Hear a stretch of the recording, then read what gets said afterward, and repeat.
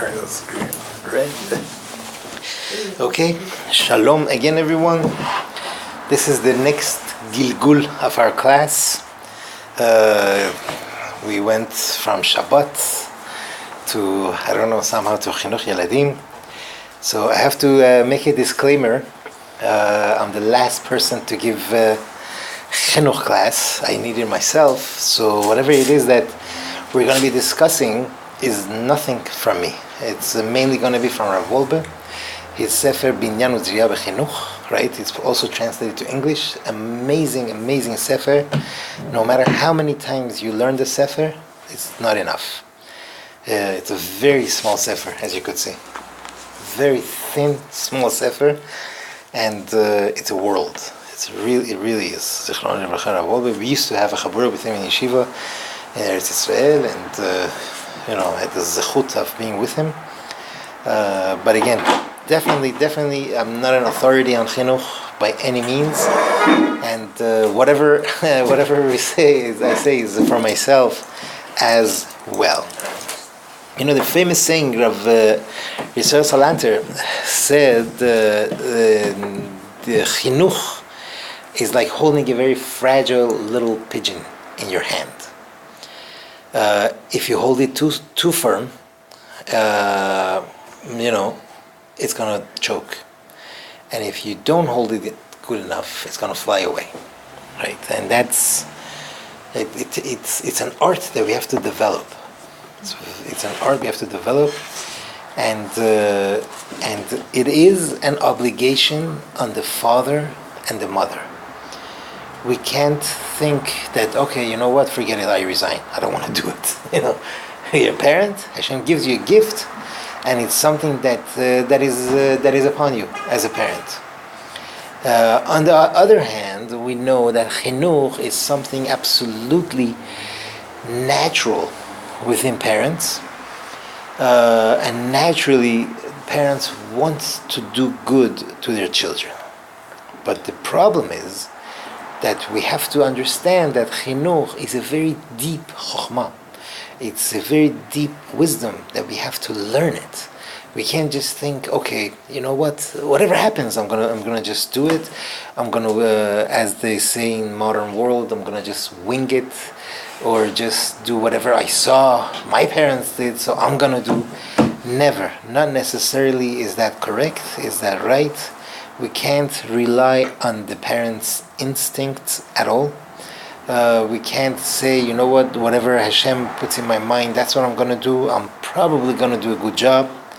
It needs learning, it needs attention, and halavai, that even with the learning, we will succeed. As we know, 50% of it is tefillot, right? It's never enough. We have to learn it and know it in order, right? And we have to know what actions are chinuch and what actions are not actually chinuch, right? There are some things that are anti-chinuch. So we have something that is not chinuch, something that is chinuch, and something that is anti-chinuch, and something that is hidden. We think it's chinuch, but in actuality, it's not. It's something very personal. Sorry, am I hiding? Can you give an example of each one? We're gonna go. I'm just giving an overview. Be'ezrat Hashem, during the course of the thing, don't worry. Trust Rav Wolbe he's gonna give us. He's gonna definitely shoot us, and we're gonna see examples. I'll just give you one brief example now that you brought it up. A person is trying to discipline his child. Very angry, right? And he's burning with anger, justifies himself, I'm right, because he did something terrible. And through anger, wants to discipline his child. I'm doing the mitzvah of chinuch, what do you mean? So, first of all, he's not giving him chinuch, he's giving him chinuch, wrong chinuch, basically. Famous story, Chazon Ish, one time, he had a limited amount of people that would come to pray in his house from Minyan. And there was a person that was a regular, and he came one time with his kid. His kid was making noise, running around as a kid. And the father smacked the kid, and just told him to be quiet, and the kid was quiet for the rest of the time. Come on, we're with the Chazon Ish, So afterward, everyone is saying goodbye to the Chazon Ish, Shabbat Shalom, whatever it was. So he comes over and says Shabbat Shalom to the Chazon Ish. Chazon Ish says, wow, you taught your son 2 great lessons. He's like all proud of himself, wow, thank you. He says, first of all, you taught him that it's not nice to make noise in shul.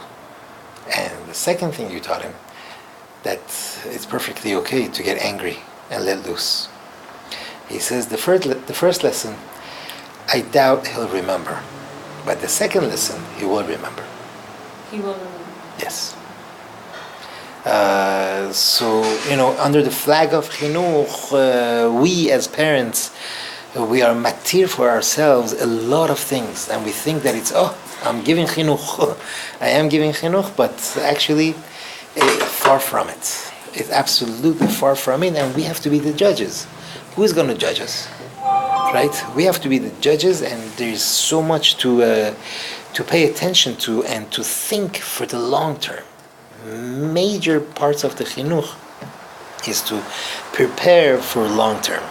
I'm going to read you a letter, haskama, a letter from Rabbi Israel Eliyahu Weintraub. He's a big rav in Bnei Brak. Rabbi Israel Eliyahu Weintraub. He wrote it about 20 years ago.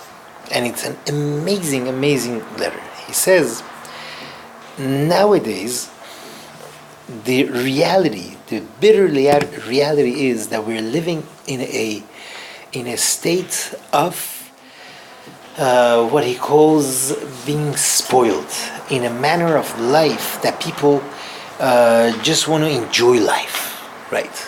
Just want to enjoy life across the board. Life, whether it's ruchniut or kashmiut, right? They just want to live in a manner that they don't want to suffer. They don't want to have hardships at all. Okay? He says the truth is hardships don't break people. They make people. Rashi says in the beginning of Parashat Nitzavim over there, it says that when Moshe Rabbeinu saw that Am Yisrael heard all of these kelalot in Parashat Kitavo, 98 kelalot, and they were changed colors and everything, he said, don't worry. Atem nitzavim hayom kulechem. He says, these things will help you stand. They're going to make you better people. Rabbeinu Tam writes in Sefer HaYashar, he says, Olam hazeh is naveh hatelaot, is a place of hardships. That's what this world is all about, is hardships. And this is how we are made. This is how a person becomes a person, right? Becomes stronger, become well rooted. He says, and this is how a person grows, right? And unfortunately, he writes that the beginning of reform movement, haskalah, enlightenment, 200 years ago. Like, when they broke out of the Jewish ghettos, the Jewish way of living, and they wanted to live outside, the foundation of this breakage, the foundation that they wanted to leave the ghettos and do that, was this. We want to be more comfortable. We don't want to suffer. We want to be more comfortable. And that brought about the chutzpah, the audacity that became so prevalent. And it became one of the signs of Mashiach's coming. He says, this whole program of becoming more comfortable, this is all against Naveh HaTelaot that Rabbeinu Tam writes, that this world is not for relaxation necessarily. It's a place to work, right? We are in galut between the nations, right? So what did they do, the Enlightenment? He says, as they wanted to break out of this, right? At the same time, they kicked and they pushed away anything that kept Am Yisrael so special. The ability to do that already opened up more and more and more, like a little hole that comes into a dam of water. It just becomes bigger and bigger until the whole dam breaks down. And unfortunately, he says, that's 200 years ago. It built up more and more and more. This fire spread in the holiest of the holy. You see it in the places of tefillah, places of Torah study. He says, unfortunately, it's a kelala. The kelala that comes from within us and is spread within us, right? This chutzpah, this audacity has come into our nation like this, and we're not willing to accept anybody's authority. Anybody's authority. That's what chutzpah is. And this is the generation we are in. The generation that we are in, we are in a battle face to face with this. Now, he writes, it's already embedded.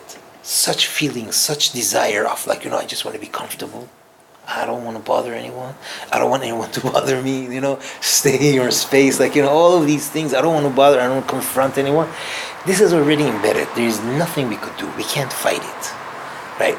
So we have to be extra careful when it comes to chinuch, to use this, and to bring about, to teach our children that they have to understand, slowly but surely, that there's this understanding in chinuch, that they have to understand that not everything is as you want. Not everything is going to serve to you in life on a silver platter. That has to be part of the chinuch. That the children have to understand, yes, there is rough times in life. There are times, and you don't have to break because of that. You don't have to give up on everything because of that. And you don't have to, rebel, against authority because of that. That's a very, very, very important part of Yesod. I thought that, very important as a beginning in Chinuch to bring that, into the light. Again, I'm speaking more for myself. That's why I found this interesting, so I'm just sharing it with you. Now, so our work in understanding chinuch is what things are important, and how they're important, and how we could incorporate it into daily life when we are dealing with our children. I can't stop myself without saying the story of the Chafetz Chaim in his much older age. Must have been in his 90s. A young couple just had the first child. They come to the Chafetz Chaim and they give him good news. Rabbeinu, we just had our first child. Could you give us some tips on raising children? Chafetz Chaim stops, raises his head. He says, I'm sorry, but you're late. They saw the Chafetz Chaim is old, maybe he didn't understand. They said, no, Rabbeinu, our baby was just born, He says, I heard you. Now is the time you want to get tips on how to raise children? This is years ago when you were way single. That's when you have to work on your midot, work on yourself, so that your children see you, who you are, and what you are. Now, I'm sorry, it's too late. So I say, better late than never.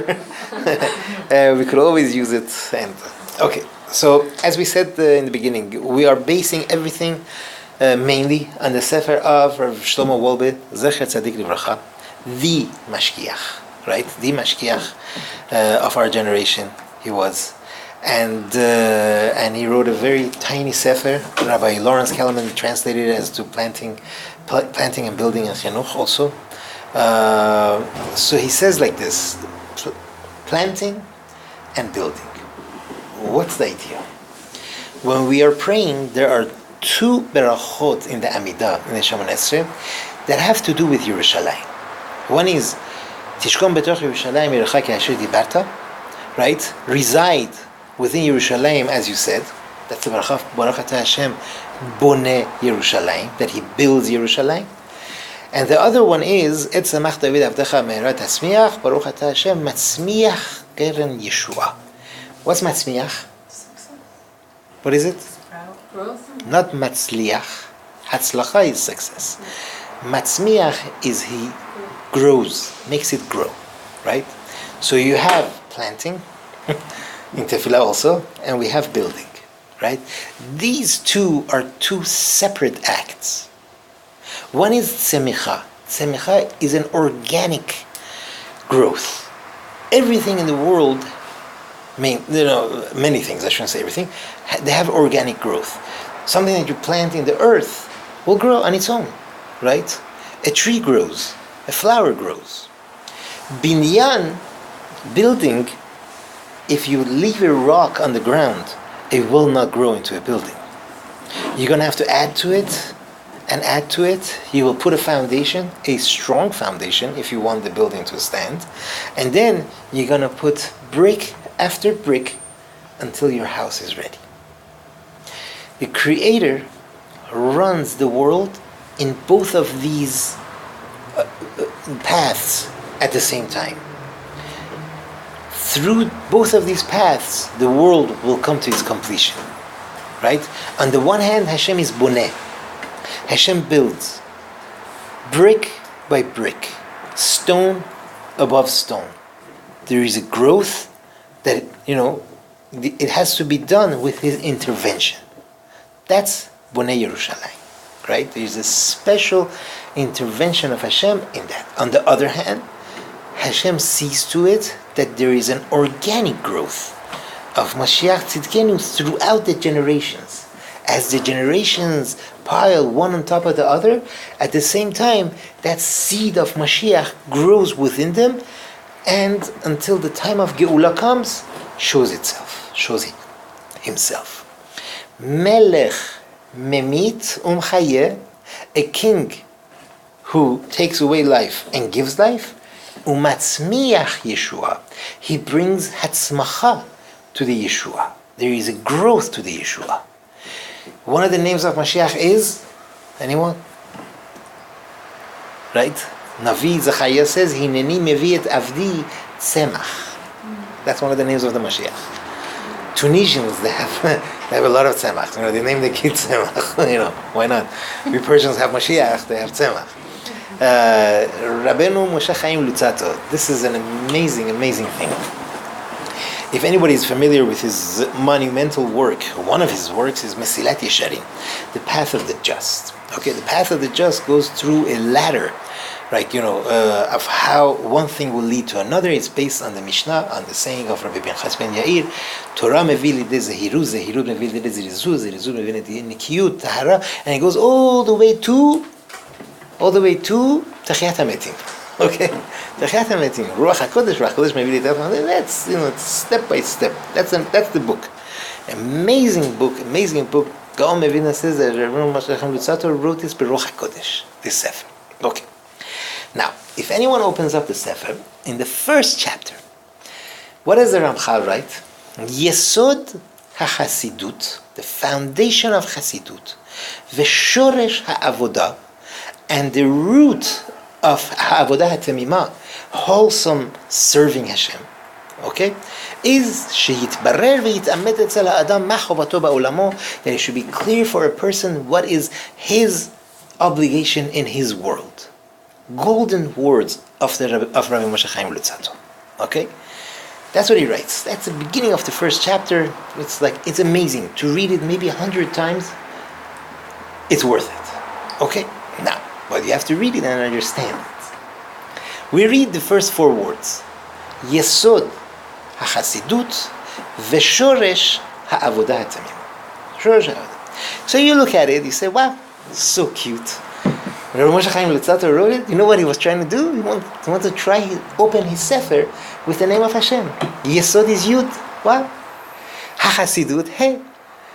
V'shoresh, Vav, HaAvodah, hey. Yud Ke Vav Ke. He wanted to start his Sefer with such cute words. Amazing, right? And it is amazing. Many Sefarim Kedushim open with this. Rabbi Moshe Chaim Luzzatto, if we think like that, we don't understand him. Rabbi Moshe Chaim Luzzatto is telling us, when you're serving Hashem, in Avodat Hashem, there are 2 paths. Chasidut, you want to become a Chasid. You can't just become a Chasid. You can't just jump and become a Chasid. It takes binyan. It takes work. It takes a lot of work. And for that work, you need a yesod. You need a strong foundation. Build that foundation. Upon that, slowly and slowly, brick after brick, you will be able to reach Chasidut. A Chasid is a person that goes beyond the letter of the law, right? You got to build the foundation good, right? The higher the building, the stronger the foundation. If you don't have a strong foundation, your building will collapse. It's not going to stand. Avodah, that's the service, daily service that we have to do. That, you need a root. That's not a binyan. That happens organic. You do a little bit now, tomorrow you yourself will be ready for more. It's not like that. With a binyan, you have to build it. Work hard and build daily.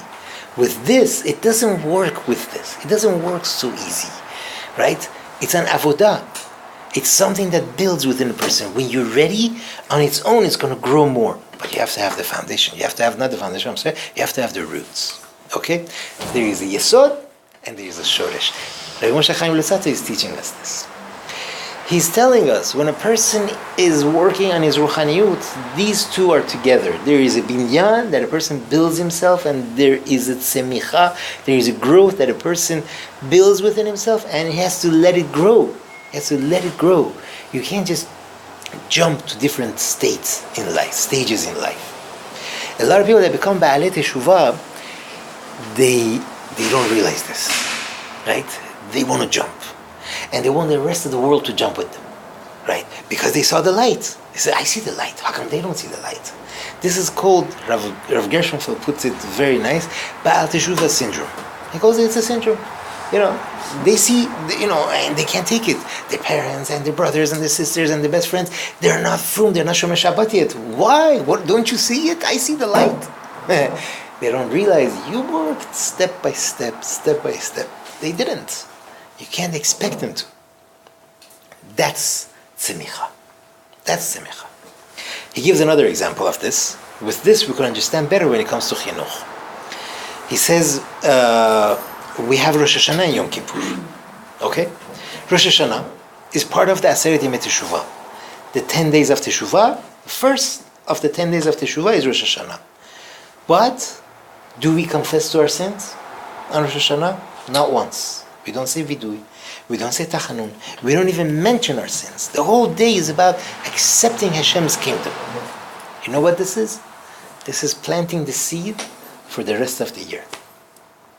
That's what it is. When you plant a seed, you're beginning of the year, you've planted something good, accepting Hashem as the king, understanding that he's a king, the end of the year is going to be great. Right? From the amazing effect that the Rosh Hashanah will have, there is going to be tzemicha, there is going to be growth in our avodah throughout the year. On Yom Kippur, no. The whole day we're saying vidui, we're confessing to our sins, and we're looking for ways to fix it and everything. We reach Ne'ilah already, hopefully. We're thinking, you know what, I'm going to accept myself this coming year to change this in my life. I'm going to build something of myself this year. Yom Kippur is about building. Right? That's what building is. He says, when we understand this, then we'll take that to our children, chinuch, and our own children, our own self. Kudaket and darun, like the inner child that we have within ourselves. Right? You want the child to be a good Jew that learns Torah and performs the mitzvot. You have to plant in him the seed of Torah. Chachamim tell us in the Masechet Sukkah, we're going to come back to this Masechet, that it says like this: Katan hayodea ledaber. A toddler that learns, that knows to speak, right? Aviv melamedo Torah ukriyat Shema. His father teaches him Torah and Kriyat Shema. The Gemara says, what's Torah? You're going to teach him the whole Torah? He says, no. Torah is Torah Tziva Lanu Moshe. That's Torah. Kriyat Shema we know. But what's Torah? Torah is this. These few words. Torah Tziva Lanu Moshe. What's going on here? There is a seed that you're planting. This is the seed. The child hears for the first time when he's starting to talk that there is such a concept as Torah. And we had a great Navi. You're already going to the 13 principles. Half of them are taken care of right here. Okay? We have the Torah. We had a great Navi. And his name was Moshe. Torah Tzivalanu Moshe. And you know what? This Moshe commanded us to accept this Torah with all the mitzvot. This is the simple seed that we plant. And it starts to grow. It starts to grow with it. How do you make a seed grow? It needs rain. It needs warmth. The same thing the child. Once you have that first seed planted, he needs rain. You know what that rain is? That rain is the warm, loving, caring atmosphere that comes to him from his father and his mother. And together, with them being a role model, how they perform the mitzvot. Are they performing the mitzvot with joy and happiness? Or are they saying, oh no, Shabbat again? Last week we had Rav Pesach Kron spoke by the Terason's banquet. Something amazing. He says a lot of amazing stories. He says in Switzerland, one of his friends was telling him that in their school they had a mock Shabbat Kiddush. That all the schools they make it. So they made this boy like a Shabbat Abba. They gave him all the things he needs, the grape juice and everything. He says, okay, make Kiddush. So he sits there, he picks the cup up and puts it down on the back on the table. He plots it on the chair and he says, what a tough week I had. This little 5-year-old, what is he doing? Exactly what he sees at home every Friday night. Before Kiddush, that's what his father says. Right? Instead of with joy, happiness, making Kiddush, radiating, this is what he gets. And then Wolbe is big on this. He says, what does a child see as a baby? His parents make him berachot with kavanah. These are the heat and the rain to make that seed grow. Okay? This is the first, this is the seed. This is the shoresh, this is the root of the seed. Next thing, let's see what binyan is. How do we define binyan, building by a child? Did I lose everyone yet? Okay, good. I hope I'm not lost. We have a Mishnah, Pirkei Avot. This is in chapter 5. At the end of chapter 5, towards the end of the chapter 5, Pirkei Avot, it tells us like this. Ben Chamesh lemikra. When a child is 5 years old, he has to learn Chumash. Ben Eser lemishnah. When he's 10 years old, he has to learn Mishnah. Ben Chamesh Esre ligmara. When he's 15, he has to learn Gemara. Okay. Our Chachamim, what are they teaching us? It doesn't remain the same. Throughout generations, this halacha changes. Right? Rav Yaakov Kamenetsky tells us that the mitzvah of Talmud Torah is different than other mitzvot. Lulav, the Torah says, you have to take a lulav in your hand. We could guarantee, for sure, 100%, the same lulav that we hold now is the same exact lulav that Rabbi Akiva held, and it's the same exact lulav that Moshe Rabbeinu held 3,000 years ago. Didn't change. Etrog didn't change. Right? Tefillin didn't change. Talmud Torah changes. Talmud Torah, it depends on the generation, it depends on the needs. The goal is to learn Torah, but how? Here the Mishnah is telling us these rules. Okay, Wolbe will talk about it as well, but I'm just giving you a heads up. But what we do see from this Mishnah is Chachamim are telling us, listen, there are steps that have to be taken when you're building a person. There are steps, right? Chinuch has to be in steps. And it also has to be intertwined in the understanding of the natural growth of the child. Okay? In the development of the child. Where is the child now? He's 3 years old. He's got to do this. No. You have to look at him. You have to see. He says it's asur to demand of a child something that based on his age and his development, he is not ready to understand and to accept. You can't do this to him. You can't do this to the child. You can't say, well, he's 3 and, he's got to do this. No. Mothers want to show off to everybody else. My son is so smart. He knows how to say Birkat Hamazon by heart, and he's only 9 months old. Come on. Give me a break. It's like, you're not doing him a favor. Right? He says, this is a kelal gadol bechinuch. This is a very big rule in chinuch. It is asur to demand of him to do something that is not yet up to his age, up to his understanding to do. He will hate it, and he will get away from it as much as he can. I know many examples.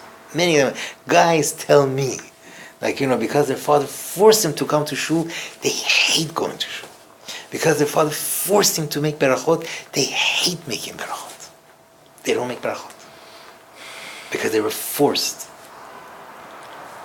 Many examples. I'm not joking. People that wear a kippah, they're but, it will bring damage. That's all it will do. We think we're doing him a favor, we're not. A child is living. He's a living being. And a child grows. And as he grows physically, he grows in his soul as well. As he grows, we need to tend to that growth. Like a tree. You tend to the tree. You help the tree grow. The same way the growth of the child needs to be tended to. We have to pay attention to the steps of his growth. If you want to make something grow, you have to make sure to take care of it, and to see how it grows. The way you want it to grow, you have to make sure to get it going, and then yes, of course it'll grow. You buy a peppermint plant and you want it to grow. You can't just leave it somewhere to let it dry and die. You gotta water it. You gotta take care of it. It'll die otherwise. That's how it is. So that's with the growth. The growth, you gotta plant it and watch it grow. You have to watch it. Watch the steps grow. Take care of it. Help it. But that's it. Then on the other hand, we have binyan. You have to build the person. You can't just think, okay, he's growing, Baruch Hashem, he'll grow, he'll be in the society and he'll grow. No. You have to build him, right? If I build the child and I give him, but I don't allow him to grow on his own, also, to have that organic growth, to have his own initiative of growth, what's going to happen? The power of growth is going to wither, right? And he's going to turn into a robot. We have a robot here. Because I'm telling him, turn right, turn left, sit straight, do this, do that. Everything I'm going to do to him, I'm not going to let him grow, have his own initiative, make his own decisions a little bit. I have a robot here. I don't have someone that's growth, right? He's dead. Sorry. Wouldn't that be the same thing as growing, though? Like building and growing, because you're saying basically not to demand of them and let them grow at their own pace. This is kind of the same. There are some things very good. Excellent.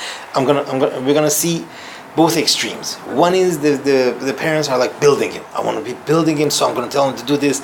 You're always telling him what to do. Inside, the child is dead. He has no growth. You're just putting one brick on top of another brick. He's just growing. You have to let him make some decisions based on the seed that you planted. Let him grow a little bit also.